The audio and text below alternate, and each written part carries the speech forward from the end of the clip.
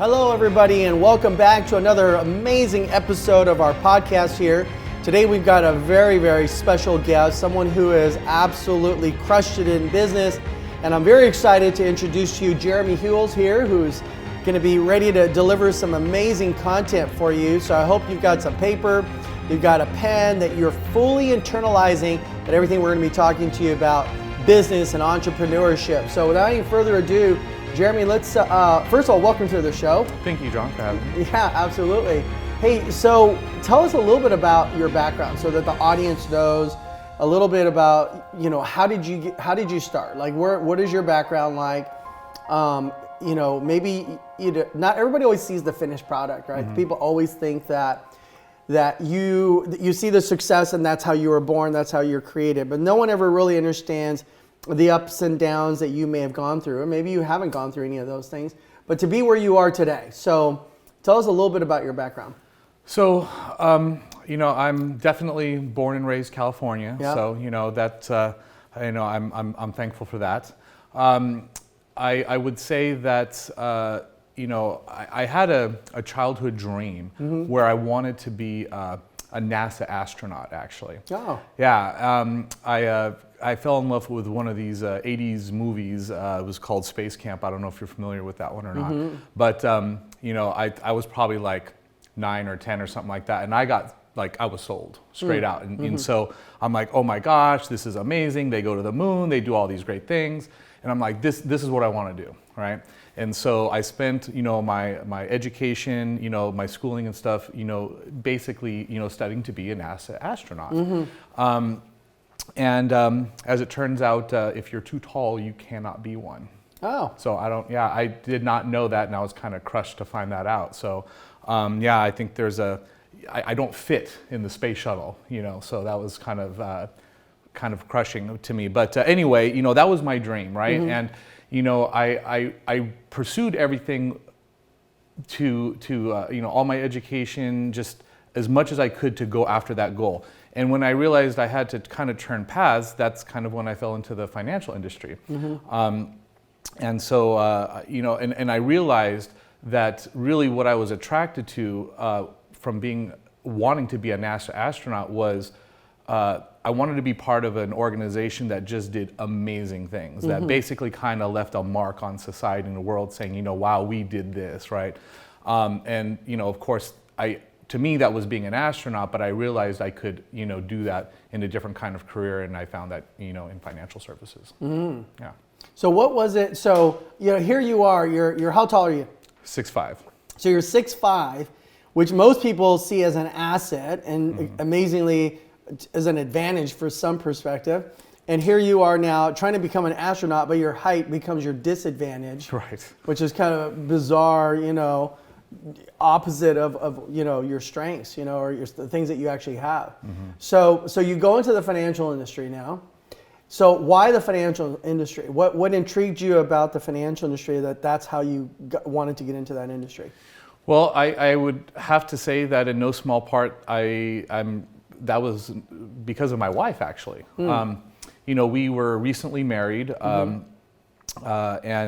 she hit that glass ceiling in corporate America where she just knew she wasn't going to get promoted, and she quit her job. She was looking for something else. She came across the industry, and I was very supportive. I said, go for it, honey. I was teaching at the time, and I said, you do your thing, I'm doing my thing, and she and I was like, that's great, good. You should have some sort of job, right? Yeah. And so anyway, she's very excited about her new career, and she's telling me all about it. And of course, it piques my interest, sure, right? Sure. And so I'm like, well, tell me more about it, and obviously, I get to understand what it is that she's doing. And I'm like, wow, this is pretty amazing stuff. Yeah. And so it was actually because of her that I actually got into the industry in the first place. No kidding. Yeah. Okay. So now you've been in the financial industry for how long? About 15 years. 15 years. Something like that. Okay. Mm-hmm. And you've done very well for yourself. You've got offices throughout the country, and so now you're building up and you're still growing. It's not like you're retired. Still Absolutely. Really focused and dedicated to your practice, right? Absolutely. So what is it? So obviously you didn't grow your business by yourself. I No. mean, you've got people that are helping you grow your business. What is it that you look for in people to bring on to your business? You know, I've interviewed and talked to many people and had, you know, varying success with, you know, different people that I've worked with over the years.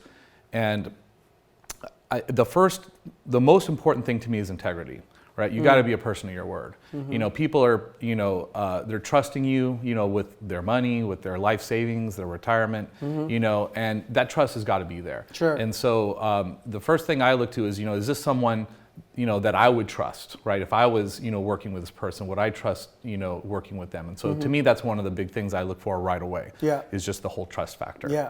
You know.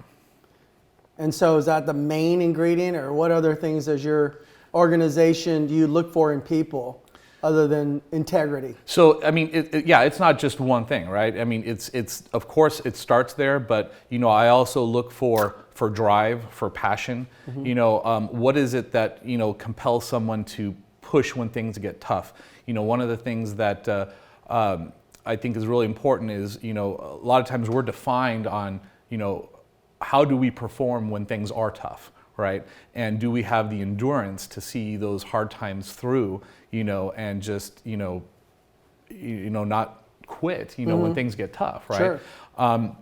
You know, being a parent, you know, has reinforced that. Being in business has reinforced that. So, you know, I want to see that grit, you know, in other people that are not just going to bail when things get tough. I'm looking for people that, you know, truly have a good work ethic, but also they can get along with a lot of different types of people, you know, because, you know, we can just accomplish more with more people, right? Sure. And I'm a big believer of that. So, Do you think that everyone can become successful? Or let me ask you this way. Why do you think that some people fail at what they do? there's a lot of reasons, I think, for that. I think probably one of the biggest ones is just a lack of belief in themselves. I know when I started off, I had to build that in myself. And, you know, it's just, I think a lot of times people don't believe they have the potential or the capabilities to become great. And they need people to remind them of this and inspire them and coach them and remind them that yes, it is possible, and you know it can be done, and there's plenty of examples, you know, to show them of that. So what do you think that someone, the decision that they choose not to be successful, right? Is that what you're saying? That I don't know that someone goes out and just says, "Oh, I don't want to be successful," right? I don't think it's quite as direct as that, but there's habits that we've formed over the years, right? And sometimes breaking those habits. How do you break those habits? How do you break habits? Yeah. So you have to get out of your comfort zone, right? Because obviously habits are comfortable. That's why they're habits, right? So you have to do things that you have to try new things that you normally wouldn't do before, right? You can't expect, you know, different results if you don't make a change to get those different results, right? So I think a lot of times it's a matter of, does someone have the courage, really, you know, to take that leap of faith and say, you know what, I'm going to try something new. I'm going to try something that I may not feel comfortable with, but I know it's worked for other people, and I got to give it a shot. And even if I don't, you know, master it the first time, I'm going to keep going until I perfect it, until I do perfect it, you know, and then I'm going to get the results that I want. What was your biggest hurdle or challenge growing your business? I would say that in terms of growing my business, probably one of my biggest challenges was not talking to people about financial products and services. I always felt pretty comfortable with that. I would say probably my biggest challenge was going out there and actually building my business and basically, you know, trying to recruit talent. You know, I would think that someone was maybe a better presenter or a better talker. I didn't feel in a kind of a equal footing to some people. I felt uncomfortable, you know, basically finding business partners, you know, and I would be very hesitant, you know, to get out of my comfort zone in doing that. And it took me a while to actually get to the point where I could just really openly and freely talk to people about, you know, just having a business relationship with people, rather than a client, relationship with someone. Mm-hmm. So when you're out there, if some people, you tell them to get out of their comfort zone, how does someone get out of their comfort zone? Well, I think it takes a nudge, right? I think it takes a push. It takes someone that, whether it's a parent figure, a mentor, someone to give them that push to do something that's going to make them uncomfortable, because no one's going to usually want to do it on their own. They need someone to I don't want to say gently, but they need sometimes a loving, firm hand to push them sometimes. Tough love. Tough love to put them in the right direction. That's correct. That's right. And you've had several mentors in your life? Oh yes, absolutely. Whether it's I've had my biggest mentors, I have to say, are my parents. So I owe a lot to them. But some of my best friends that I've had over the years, my parents, I've had business partners that I've had over the years. John, I've had an amazing relationship with you. I consider you a mentor as well. It's really, there are so many places where I can look back and say, I've learned so much from these people, teachers, religious, leaders that, I seek advice from. So you grew up in a good, loving family, right? Thankfully, I can say I had a pretty good upbringing, yeah. So for someone who didn't grow up in such a wonderful environment, maybe their parents were abusive, they're alcoholics, drug addicts, and do you think that those children that grew up in an environment like that have the ability or the potential to be successful? And earlier you were talking about talent, right? So do you really need to be talented, you think, to be in business? Well, I think there's a lot of different types of talents. And I think that, especially if people have had to overcome certain challenges because, let's say, they've come from broken families or abusive parents, they've developed a certain, talent just in being tough and in surviving and in dealing with, the realities of life. So I think that, what might be my talents are not someone else's talents. And I think that's the big reason why it's important to have a very diverse team of people that you work in business, because everyone brings something a little different to the table. Yeah. So, but then again, I don't think I answered your question. Well, yeah. So let's just say somebody wasn't in a loving family too. I kind of threw a couple questions at you. Okay, right. But yeah, so you answered that. But then people who are not in a loving family or had abusive parents, what can they? Do you think that those people can become successful? Absolutely. And I think there's a lot of examples in history where people who have had nothing have basically come to greatness, and they came from a broken family. So I don't think where you come from matters at all. I don't believe that for 1 second. We can't control how we're brought into this world, but I think we absolutely can control how we leave this world. So I think we just need to be given the chance, the opportunity. And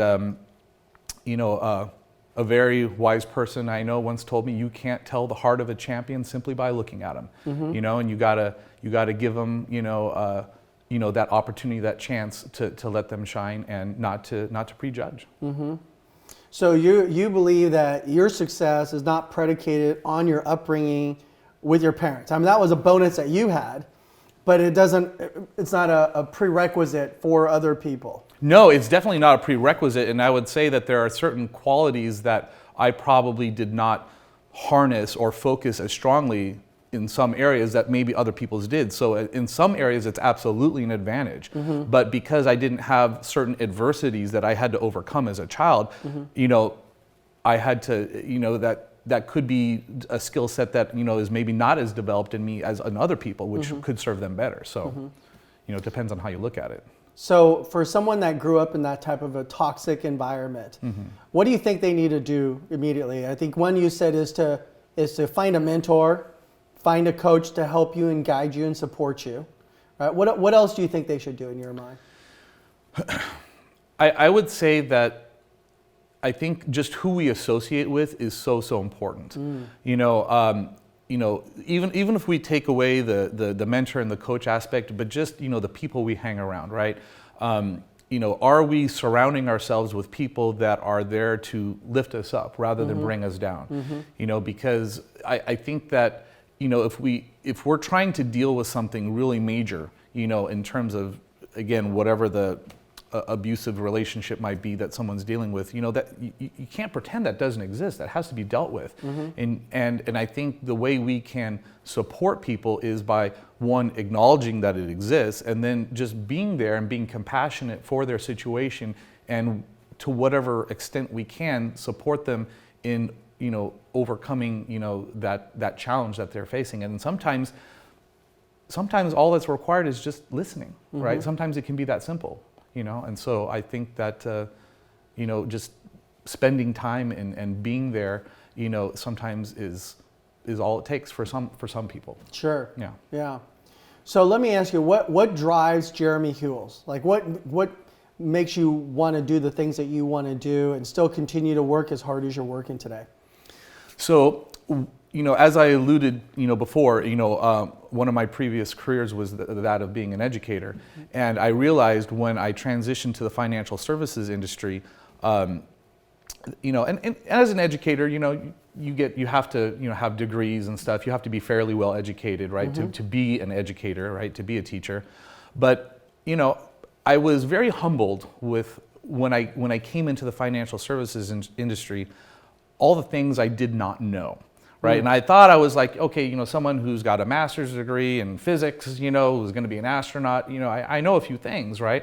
But I was very uneducated when it came to a lot of different financial literacy concepts. And I was thinking to myself, well, gosh, if someone like me who's fairly educated, right, is lacking in all these areas, right, when it comes to personal finance and financial literacy, how many other people are out there like me that are also lacking in these skills? And so it kind of became like my burning passion, right, to really get out there and really just help educate people on what their choices are and how different, how money works and how it applies to them, so that they can make the most of what they have. So financial literacy and financial education is something that really kind of drives me, because it was something that I didn't even know I was lacking. And now that I know, I just kind of want to share it with everybody. Yeah. That's great. What makes your company so different than everyone else that's out there in the financial industry? I think if I had to maybe pinpoint one or two things, I would say that I think in my organization, I think one of the key components that I always try to really embed on all the people that I work with and in all my business partners is you really have to listen to your clients. And so often there's going to be people that you walk into a certain financial company, whether it's, and it doesn't matter if it's investments or mortgage or insurance or whatever it is, they have an idea of what they want to talk to you about. Sure. Right. Yeah. And I think the art of listening has really is something that we in the financial industry need to do better. We need to really listen to our clients, because sometimes when our clients are saying something, we want to understand what is the root cause of this, right? So we can serve them, right? The best way possible. And I think just we need to do less talking, right? We need to listen more to what they have to say, and make them an equal partner in the whole decision making process, rather than I think a lot of other companies say, well, I'm the expert, you should do what I say, and then they shove advice down someone else's throat, and that's not what our firm is about. So you think that your company is different than all the others because you listen better than others, or? It's not just listening. Yeah. But it's really hearing them, right? You have to read between the lines sometimes. And when I think a person's focus is more on what they're trying to accomplish than helping someone else accomplish what they want, I think that's what gets lost. And I think, and that's not to say that there may not be other companies out there that do this, but from what I see from a mainstream area, most people don't take that time. There isn't that personalized touch. Call it customer service, but it's just the right thing to do, as I see it. Well, even customer service is a big deal today, right? I mean, there is no customer service in business. It seems like everywhere Very rare. service has completely become an extinct process of business, you know?